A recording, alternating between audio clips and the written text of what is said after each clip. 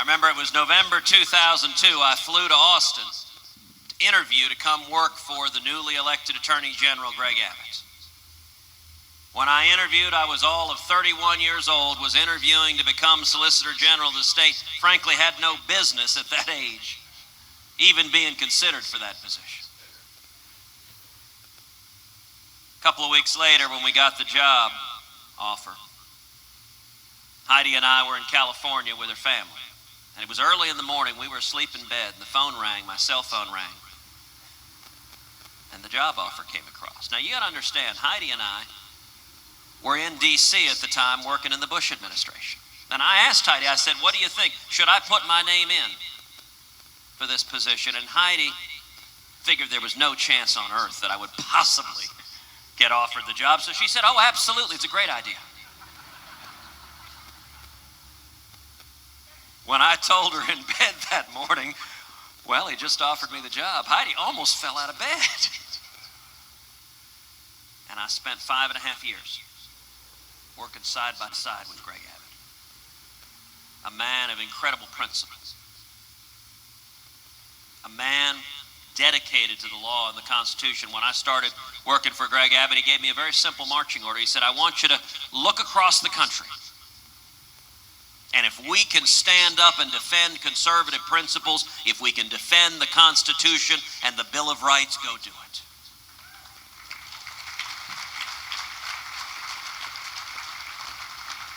What an incredible mandate to have.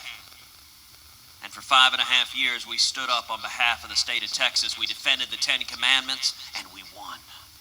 We defended the Pledge of Allegiance, and we won. We defended the Second Amendment, and we won. And we defended U.S. sovereignty against the World Court and the United Nations, and we won.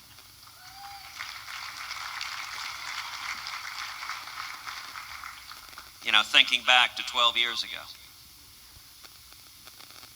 neither he nor I could possibly have imagined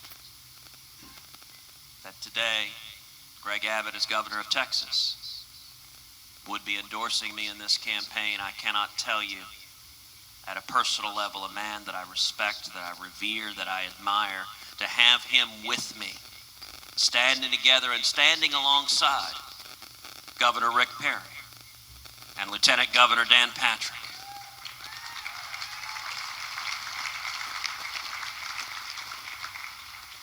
And Commissioner Ryan Sitton, and more than half of the Texas Republican state delegation in Austin, all united. It is powerful and it is humbling. Now, where are we in this race? It has been an interesting race. To put it mildly, this has not been boring. But you know, the role historically of Iowa, New Hampshire, South Carolina, and Nevada is to narrow the field. We started with 17 candidates. You practically needed a phone book to figure out who all was who all. There were so many of us running. And we've seen now the first 4 states narrow the field. Now, Texas is in a position to make a choice.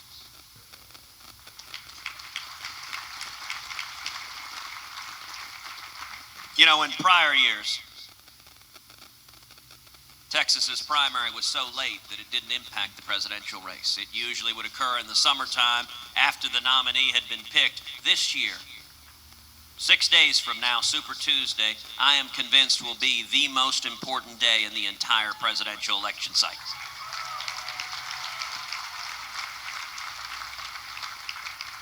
There are more delegates awarded on Super Tuesday than any day in the year. Nearly 600, nearly half what is required to win the Republican nomination. And the crown jewel of Super Tuesday is the great state of Texas.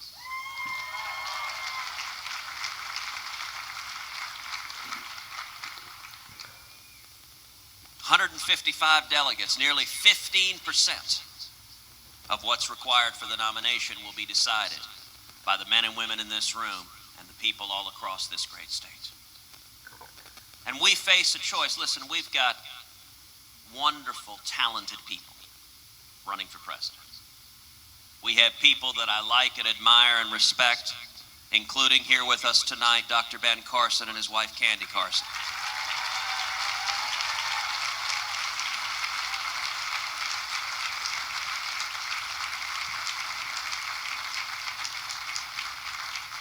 Ben and Candy are wonderful, principled people, and I'll tell you, Ben's entire life has inspired millions across this country.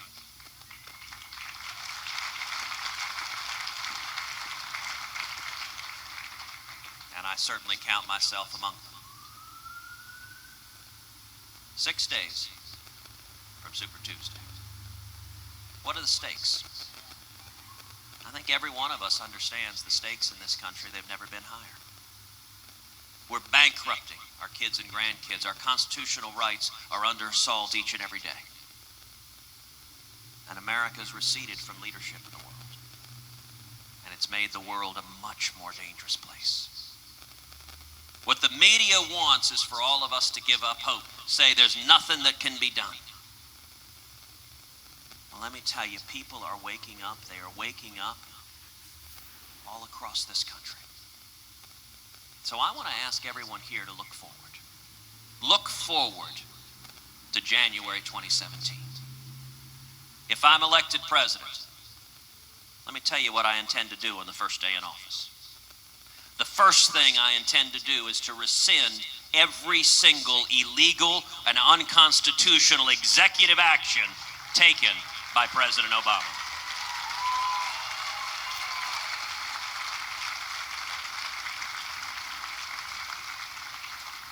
The second thing I intend to do is instruct the U.S. Department of Justice to open an investigation into Planned Parenthood and to prosecute any and all criminal violations.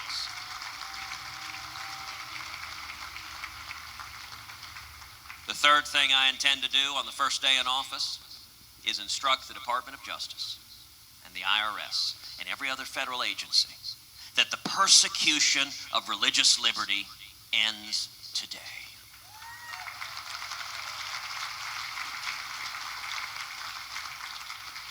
The fourth thing I intend to do is rip to shreds this catastrophic Iranian nuclear deal.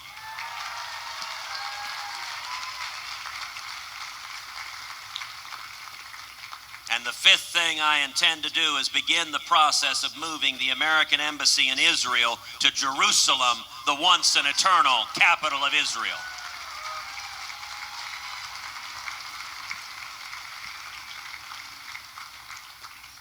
Now that's day one.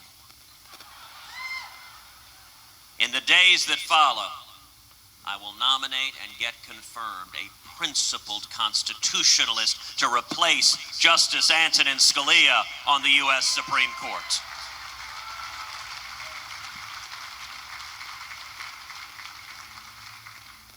On Saturday, I attended Justice Scalia's funeral. I was so privileged to know him personally for 20 years. He was a lion of the law. And his passing underscores that it's not one, but two branches of government that hang in the balance. We are one liberal justice away from a radical 5-justice liberal majority that would undermine our basic rights, that would undermine life and marriage and religious liberty, that would undermine the Second Amendment right to keep and bear arms, and that would undermine the basic sovereignty of this country. I think one of the questions that Texans and people across the country are assessing as they look at the individuals on that debate stage is, who do I know beyond a shadow of a doubt will not let us down, but will nominate principled constitutionalists to defend the Bill of Rights for our children and our children's children.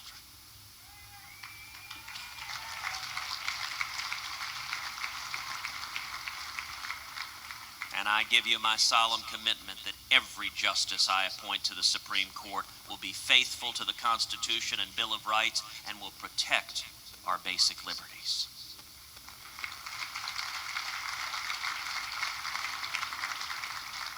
In the days that follow, I'll go to Congress and will repeal every word of Obamacare.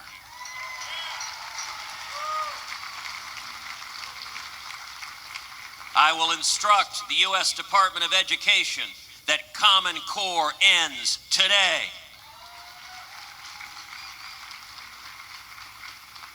We will finally secure the borders and end sanctuary cities.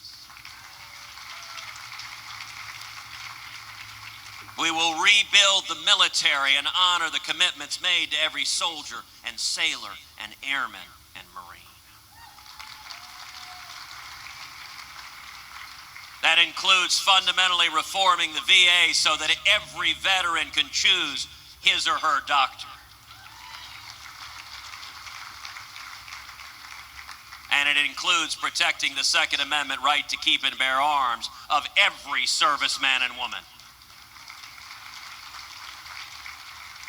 We'll have a commander-in-chief that stands up and says to the world, we will defeat radical Islamic terrorism. We'll have a president willing to utter the words, radical Islamic terrorism.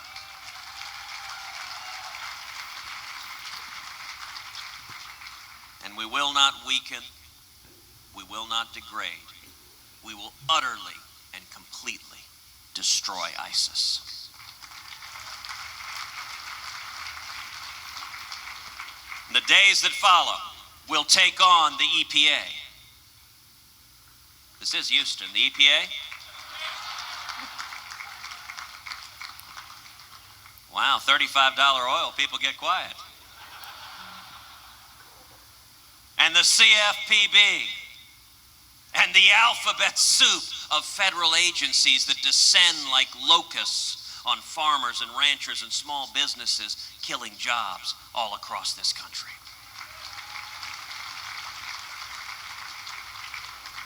And I'll go to Congress, and we will pass a simple flat tax. And when we do that, we should abolish the IRS.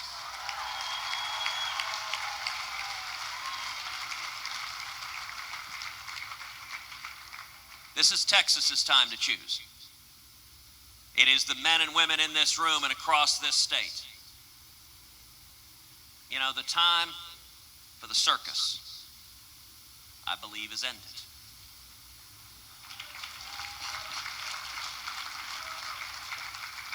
P.T. Barnum is fun to watch. But there comes a time when the clowns and the acrobats and the dancing bears, it's time to put them away.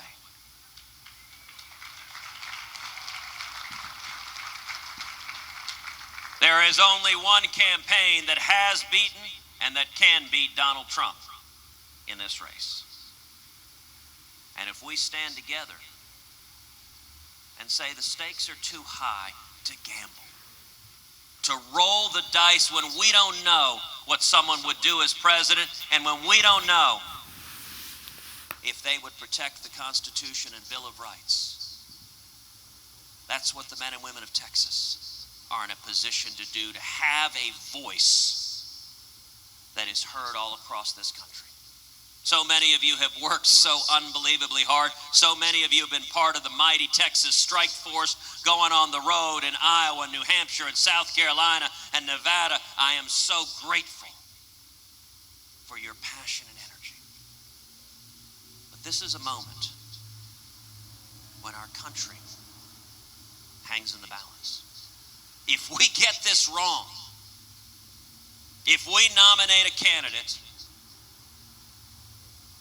who gets clobbered by Hillary Clinton in November, if we nominate a candidate who will not be faithful to defending the Constitution, we risk losing our rights for a generation. And let me tell you, Texans have always led the way. Whether it was the Texians in Gonzales, when Santa Anna demanded of them, hand over your guns and hand over the cannon, and they responded. That's the spirit of Texas.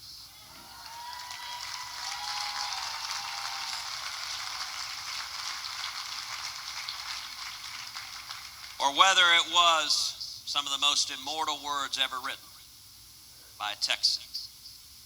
On February 24th, 1836, to the people of Texas and all Americans in the world, writing from the Alamo, I am besieged by 1,000 or more. I have sustained a continual bombardment and cannonade for 24 hours and have not lost a man. The enemy has demanded a surrender at discretion.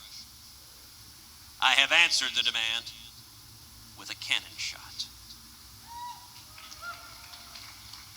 And our flag still waves proudly from the walls. I shall never surrender or retreat. Then I call on you in the name of liberty, of patriotism, and of everything dear to the American character, to come to our aid with all dispatch. If this call is neglected, I am determined to sustain myself as long as possible and die like a soldier who never forgets what is due to his own honor and that of his country. Victory or death.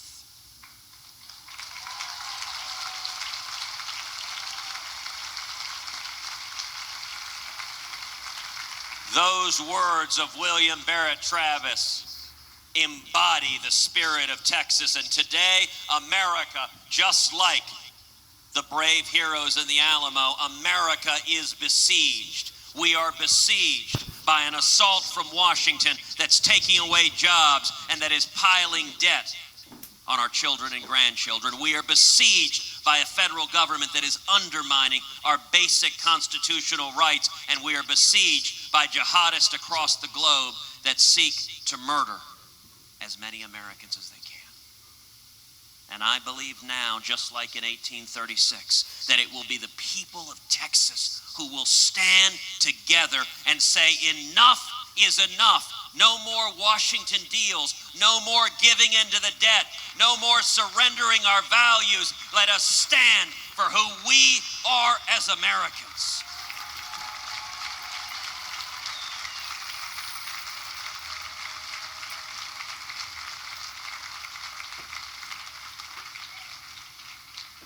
We can do this together. And it is the men and women in this room in the next 6 days, friend to friend, person to person, neighbor to neighbor, pastor to pastor, who will decide this election. And it is an incredible privilege and honor you have given me to represent you, to stand by you, and to fight side by side as every one of us fights to save this nation that we love with all our hearts. Thank you.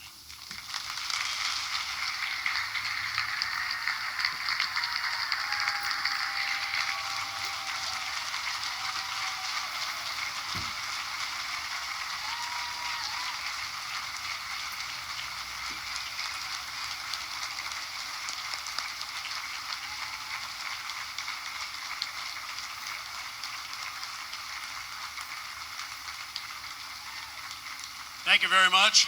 Thank you, Senator. Now moving on to our next speaker. Of course, Dr. Ben Carson is with us tonight as well.